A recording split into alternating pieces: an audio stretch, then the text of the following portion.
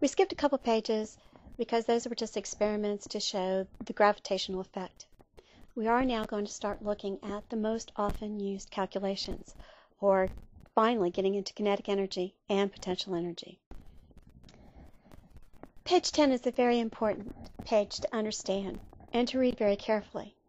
I'll hit the high notes. What I want you to understand is that roller coasters trade height for velocity and velocity for height. Now, we have to look at velocity measurements throughout our roller coaster because those are going to be important in kinetic energy. Let's talk about those energies and what it really means. All energy must be conserved. We have a certain amount of losses, but remember, energy cannot be created or destroyed. All that can be done is change it into a different form. So, looking at these roller coasters here, the different designs in those 4 pictures, you'll see that total energy is the sum of kinetic energy plus potential energy. Kinetic energy definitely has to do with speed and the mass. So here we have kinetic energy is equal to 1/2 mv squared. Potential energy is the mass times gravity times height. So that's where your height comes in. So as it says, it's a trade-off between height and velocity, velocity and height. If you look at all 4 of these graphs, you see that the roller coasters look different. But if you disregard friction, every single one of these will have the same speed at the bottom of the hill and at the top of the hill. We will use this information, the 95 meters, the start at 8.8 meters per second, and the 65 meter height of those hills for the next page and when we start doing our calculations. On page 11, you see that these are worked out examples. We're going to be using the information from the previous page, the height, 95 meters, the velocity that it starts out with is 8.8 meters per second, and also looking at the height of the other hill, at the top of the other hill, which was 65 meters. First of all, you see conservation of energy in the very first example. Basically, we're solving for what is the velocity at the bottom of the first hill. ET at the top is equal ET at the bottom.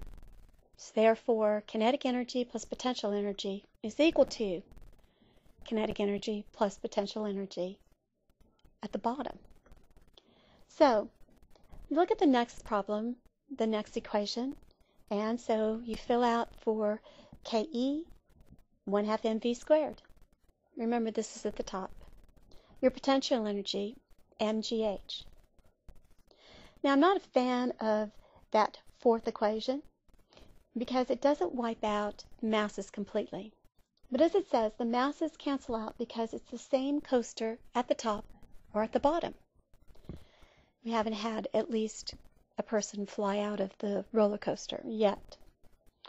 So here now we take that particular, the 5th equation, 1/2 v squared plus gh is equal to 1/2 v squared plus gh. Now in all of this we are using the metric system.